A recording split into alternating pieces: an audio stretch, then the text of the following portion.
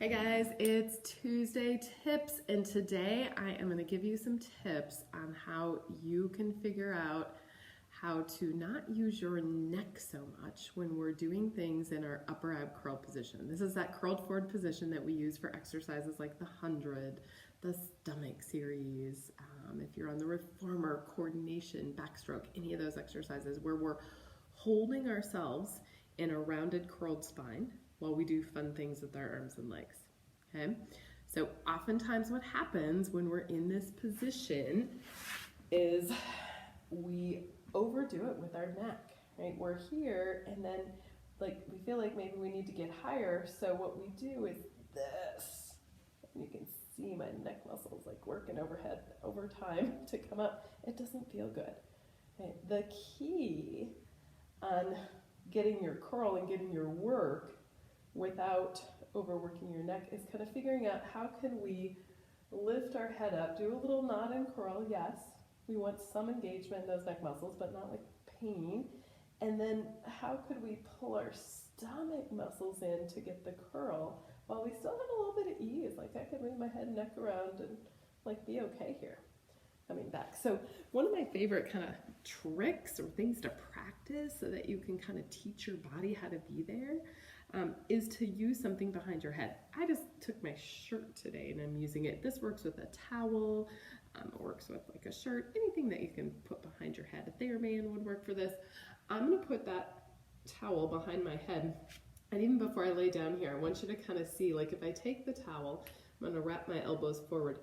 I want to feel what it feels like to kind of push my head back into the towel a little bit. Right? It just kind of lengthens my neck a little bit if I do that. See? It feels like I got a little space in my neck. That's kind of the feel we're going to try with that upper ab curl. So we're going to keep that towel down there, and you just lift your head and come up. Right? Adjust when you get here. This is just like a little could we practice. So for me, this feels like, could I take the back of my head and kind of push it back into the towel and get that sense of length that I had when I was upright? And then, now that I'm here, could I make the curling be from my stomach muscles pulling in to curl me up, but still keep my head pressing back into the towel?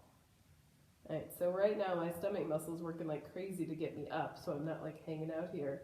I'm doing this little curl up, but what I'm not doing is this.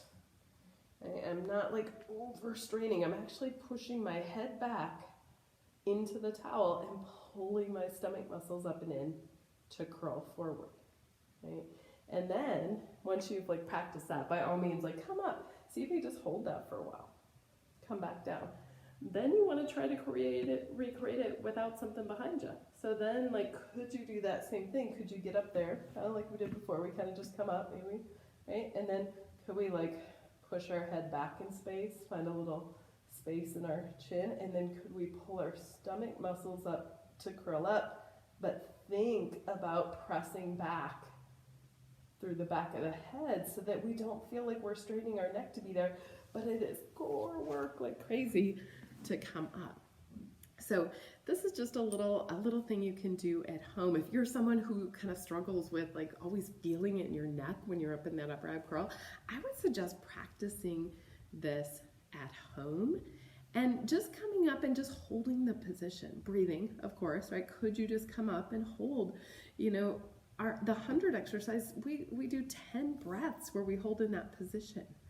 So if you want to be able to do the 100 with your legs up and your arms pumping, you really first should be able to do this, head press back, a little space in your chin, curling, pulling your stomach in. You should be able to hold there for 10 breaths first, right? That's going to build that strength to be there. Then you can start adding the challenge of moving your arms around and having your legs in different positions. So hopefully that makes sense, gives you a little something to try and play with to see if you can kind of find that more balanced work when we're doing those upper ab curl positions. All right, thanks for joining me on Tuesday Tips. I'll see you next week.